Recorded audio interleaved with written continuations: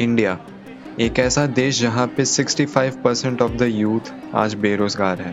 The ILO says about 65% of the youth in India are jobless. 65%. How did this happen? जिसमें से majority of the लोग graduates हैं। जब आपने तैयारी शुरू करी आप कितने साल के थे? सर उस समय हम 18 साल के थे और अभी हम 30 साल के हो गए। 30 साल के हो गए। आज के समय एक एवरेज स्टूडेंट लाखों करोड़ों रुपए लगाकर असाइनमेंट्स करता है, 75% अटेंडेंस मेंटेन करके, बुक्स को मेमोराइज करके कई सेमेस्टर ईयरली एग्जाम्स देते हैं, इस उम्मीद में कि उनके पास फ्यूचर में एक अच्छी जॉब होगी, एक लग्जरियस घर होगा, एक लग्जरियस कार होगी और खूब सारा पैसा होगा जिससे उन्हें अनलिमिटेड फ्रीडम मिलेगी। बट रियलिटी इससे कम्प्लीटली डिफरेंट है कि उनकी डिग्री की कोई वैल्यू नहीं है। राजस्थान की सरकार ने बताया कि 2023 में उनके पास करीब 18.5 लाख रजिस्टर्ड बेरोजगार लोग थे, जिनमें से 14.5 लाख तो ग्रेजुएट्स थे, जो क्लियरली हमें बता रहे हैं कि एक डिग्री के बाद इतना फायदा नहीं हो रहा लोगों का। अब जब फाइनली इतना सब कुछ करके आपके पास एक ग्रेजुएशन डिग्री होती है तो पता चलता है कि उस डिग्री के बेस पे तो नौकरियां ही नहीं है। पिछले 12 सालों में आपने अपनी जिंदगी में क्या किया है? जिंदगी में सर पढ़ते गया, डिग्री लेते गया। मैंने 3 सब्जेक्ट में पोस्ट ग्रेजुएट किया, बीएड किया, सीटेट क्वालिफाइड है, नेट क्वालिफाइड है सर। प्राइवेट में भी तो हम लोग को नौकरी नहीं मिल रही है। प्राइवेट में स्किल डेवलपमेंट के थ्रू 10,000 12,000 की नौकरी मिल रही है सर। जो मजदूर से भी कम नौकरी वेतन जो मिलता है वो नौकरी लोग कर रहे हैं, और हम लोग इतने पढ़े लिखे होके हम लोग तो सोच रहे हम लोग क्वालिफाइड स्टूडेंट है सर, ऐसा बात। और इस मोमेंट के बाद लोगों को रियलाइज होती है उनकी डिग्रीज की सो कॉल्ड वैल्यू। जहाँ पे एक स्टूडेंट ने लाखों करोड़ों रुपए लगा दिए एक डिग्री को हासिल करने के लिए, अब उसी डिग्री की वजह से उसको एक बहुत ही कम सैलरी वाली नौकरी करनी पड़ती है। धीरे धीरे जैसे जैसे समय बीतता जाता है उसकी ज़रूरतें बढ़ती जाती है, लेकिन इतनी कम सैलरी में उन ज़रूरतों को पूरा करना नामुमकिन हो जाता है। इस मोड़ के बाद सिर्फ एक ही ऑप्शन बचता है उसके पास, और वो होता है डेट। जैसे किसी को एक घर की ज़रूरत है, उसके लिए वो एक होम लोन लेता है जिसे चुकाने में उसकी सारी ज़िंदगी निकल जाती है, और सारी ज़िंदगी वो एक एंडलेस साइकिल में फंसा रह जाता है। इस तरीके से इस एजुकेशन सिस्टम ने एक इंसान के सपने और उसकी पूरी ज़िंदगी तबाह कर दी। एक ऐसा सिस्टम जिससे सिर्फ और सिर्फ आप एक ओबीडिएंट डिसिप्लिन्ड फैक्ट्री वर्कर बन सको। The people who built the schools were consciously aiming at eradicating the will of the students who were part of the system because they wanted them to be obedient. 368 peon की job के लिए 1.5 lakh graduate और 24,968 post graduate ने apply किया। सरकारी job एक ऐसी job है कि वो आदमी के मरते दम तक साथ देती होगी, इसलिए हर आदमी सोचता है चाहे चपरासी की मिल जाए लेकिन सरकारी मिल जाए।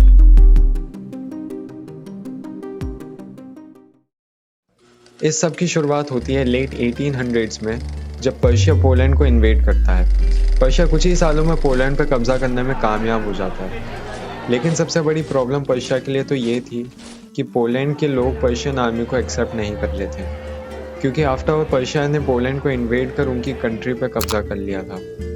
जैसे जैसे समय बीतता जाता है पर्शिया अपनी मिलिट्री डोमिनेंस लूज करने लग जाता है। अब किसी अडल्ट की मेंटालिटी को चेंज करना बड़ा ही मुश्किल था, लेकिन एक तरीका था जिससे आने वाले समय में पर्शिया अपनी मिलिट्री स्ट्रेंथ बरकरार रख सकता था।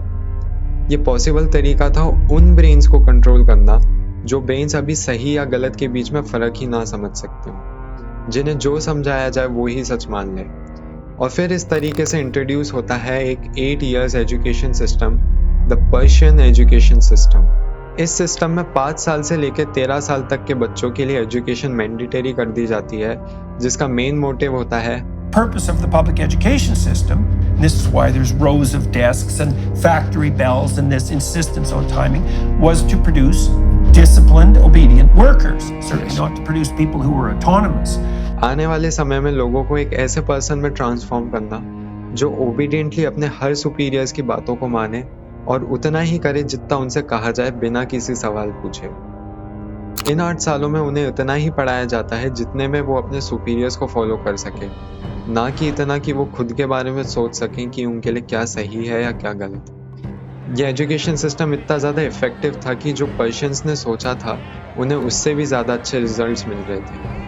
और इस तरीके से पर्शिया को एक ऐसा सिस्टम मिल चुका था जिससे वो मास में लोगों को इन्फ्लुएंस करने में कामयाब हो गए थे। जल्द ही शुरुआत होती है इंडस्ट्रियल रेवोल्यूशन की। इंडस्ट्रियल रेवोल्यूशन बहुत तेज़ी से आगे बढ़ रहा था, लेकिन इसमें एक प्रॉब्लम थी। वो प्रॉब्लम थी फैक्ट्रीज़ में लेबर की कमी होना। ऐसा इसलिए हुआ क्योंकि उस टाइम पे लोग छोटे छोटे काम कर रहे थे, अपने हाथों से चीज़ें बनाकर पैसे कमा रहे थे। ऐसे में लोगों से फैक्ट्रीज़ में काम करवाना बेहद मुश्किल था। रशियन एजुकेशन सिस्टम को उसके रिजल्ट्स के लिए जाना जाता था। इसकी वजह से पूरी दुनिया में अलग अलग कंट्रीज़ ने अपने एजुकेशन सिस्टम को बनाना स्टार्ट कर दिया था। और इस बार इस एजुकेशन सिस्टम का सोल पर्पस था लोगों की क्रिएटिविटी को किल करके उनके दिमाग में पैसा कमाने का सिर्फ एक जरिया रह जाए, और वो ऑप्शन हो इन फैक्ट्रीज़ में एज ए वर्कर काम करना। और एक बार फिर से ये सिस्टम बेहद अच्छे से काम करता है। जो लोग अभी तक अपनी क्रिएटिविटी का इस्तेमाल करके पैसा कमा रहे थे, उनके बच्चों के ब्रेन्स को इस तरीके से ब्रेन वॉश किया जाता था कि जब वो अपनी एजुकेशन कंप्लीट करते थे तो उनके पास पैसा कमाने का सिर्फ एक जरिया बचता था, और वो था इन फैक्ट्रीज़ में एज अ लेबर काम करना। और इस तरीके से इन फैक्ट्रीज़ में स्लेव्स और वर्कर्स की डिमांड फुलफिल होने लगी। इस समय इंडिया में ब्रिटिशर्स का रूल था, और ब्रिटिशर्स के सामने दो बड़ी समस्याएं थी। पहली तो ये थी कि इंडियन से आखिर कम्युनिकेट कैसे करें, और दूसरा इन फैक्ट्रीज़ में लेबर की कमी होना। इन दोनों प्रॉब्लम्स को सॉल्व करने के लिए थॉमस बेबिंगटन मैकॉय इंडिया में इंट्रोड्यूस करते हैं इंडियन एजुकेशन एक्ट 1835, जो कि प्रशियन एजुकेशन सिस्टम पे बेस्ड था। उसके बाद हर एक छोटे से छोटा काम एक इंडियन ब्रिटिशर्स के लिए किया करता था। यहाँ तक कि इंडियंस अब ब्रिटिशर्स के लिए आर्मी में भी लड़ा करते थे। ब्रेन वॉश इस हद तक किया जा चुका था कि इंडियंस ब्रिटिशर्स के रूल्स और रेगुलेशन को फॉलो करना अब अपनी ड्यूटी तक मानने लग चुके थे। लेकिन खैर, ये सब तो इतिहास की बातें थी।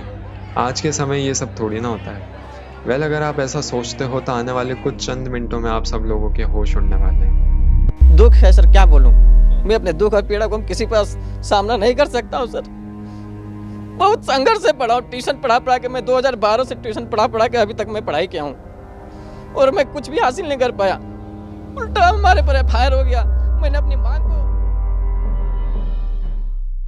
आज के समय के एजुकेशन सिस्टम में और पहले के सिस्टम में कुछ ज़्यादा डिफरेंस नहीं है। आज के समय पेरेंट्स अपने बच्चों को एक ऐसे स्कूल में भेजते हैं जहाँ पर उनको एक डिफरेंट सब्जेक्ट्स का एक सिलेबस दे दिया जाता है। जब एक बच्चा स्कूल जाता है, उसका दिमाग बहुत ज़्यादा क्यूरियोसिटी और क्रिएटिविटी से भरा होता है।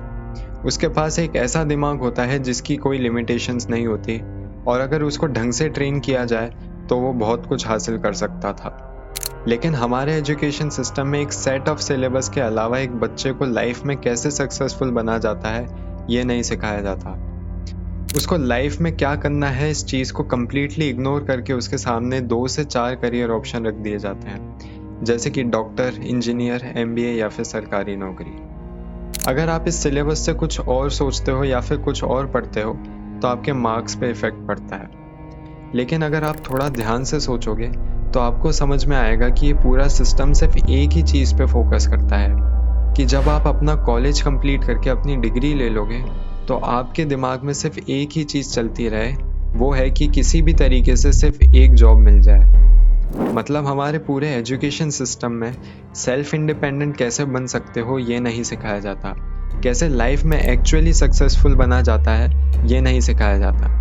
हमारे एजुकेशन सिस्टम में सिर्फ और सिर्फ मेमोराइजेशन पे फोकस किया जाता है, यानी कि जो बच्चा ज़्यादा रट पाएगा वो बच्चा ज़्यादा स्कोर करेगा। और इसी वजह से आज हमारे इंडिया में majority of the graduates unemployed हैं, या फिर एक जॉब को करने के लिए रिक्वायर्ड स्किल्स ही नहीं है। राजस्थान की सरकार ने बताया कि 2023 में उनके पास करीब 18.5 लाख रजिस्टर्ड बेरोजगार लोग थे, जिनमें से 14.5 लाख तो ग्रेजुएट्स थे, जो क्लियरली हमें बता रहे हैं कि एक डिग्री के बाद इतना फायदा नहीं हो रहा लोगों का। और 12 साल इस सिस्टम में रहकर एक बच्चे की क्वेश्चन करने की क्षमता ही खत्म हो जाती है।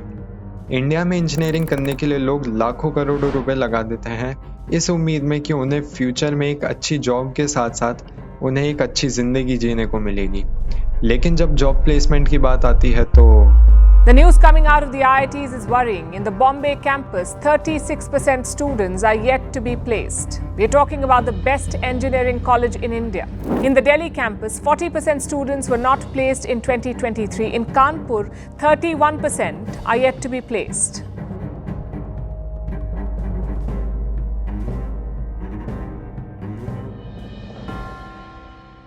अब हमें ऐसे कॉलेज ग्रेजुएट्स की ज़रूरत नहीं है जिनका एंड गोल सिर्फ एक जॉब करना है। अब समय बहुत ज़्यादा बदल चुका है। आज के समय हमें खुद एक्सप्लोर करना चाहिए कि हमें एज अ करियर क्या चूज़ करना है। डिफरेंट करियर ऑप्शन को एक्सप्लोर करना चाहिए। जो पैसा और समय आज आप कॉलेजेस को दिया करते थे एक डिग्री को लेने के लिए, अब उनसे कई गुना बेहतर स्किल्स और नॉलेज आज आप बहुत कम फीस में ऑनलाइन ले सकते हो।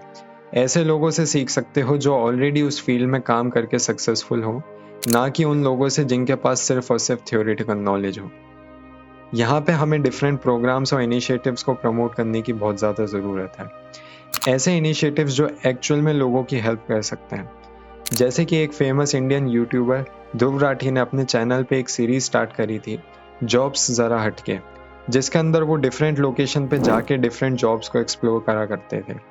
लेकिन इस सीरीज़ के सिर्फ 2 ही एपिसोड आए थे क्योंकि अपेरेंटली लोगों ने इस सीरीज़ को नहीं देखा। ऐसी काफ़ी सारी सीरीज़ और डॉक्यूमेंट्रीज शूट करी जाती है जो एक इंसान की काफ़ी मदद कर सकती हैं डिफरेंट करियर ऑप्शन को एक्सप्लोर करने के लिए। अगर आप एक पेरेंट हो तो अपने बच्चों को स्कूल या कॉलेजेस बिल्कुल भेजें, लेकिन उनकी कैपेबिलिटीज़ और उनकी पोटेंशियल को सिर्फ स्कूल या कॉलेजेस तक ही सीमित ना रखें। उन्हें बताइए कि इस दुनिया में काम करने के लिए कितनी सारी अपॉर्चुनिटीज़ हैं। सिर्फ मैथ्स, केमिस्ट्री, हिस्ट्री के अलावा भी इस दुनिया में बहुत कुछ है। उसको नई नई चीज़ों को एक्सप्लोर करने के लिए मोटिवेट कीजिए। वहीं दूसरी ओर स्कूल्स और कॉलेजेस को समझना पड़ेगा कि वो कैसे क्रिएटिविटी और स्टिमुलेट कर सकते हैं, कैसे करियर काउंसलिंग को स्कूल का एक हिस्सा बनाया जा सकता है, स्टूडेंट्स को डिफरेंट करियर ऑप्शन के बारे में बताकर उन्हें कैसे अचीव किया जा सकता है यह बताया जाए। स्कूल्स और कॉलेजेस को सेमिनार्स करवाने चाहिए जिसके अंदर वो ऐसे लोगों को बुलाएं जो एक्चुअली में खुद उस फील्ड में सक्सेसफुल हो। इस तरीके से इस सिस्टम को चेंज कर एक ऐसे सिस्टम में कन्वर्ट किया जा सकता है जो लोगों के सही में काम आ सके। उम्मीद है इस वीडियो से आप लोगों को कुछ इन्फॉर्मेशन मिली होगी।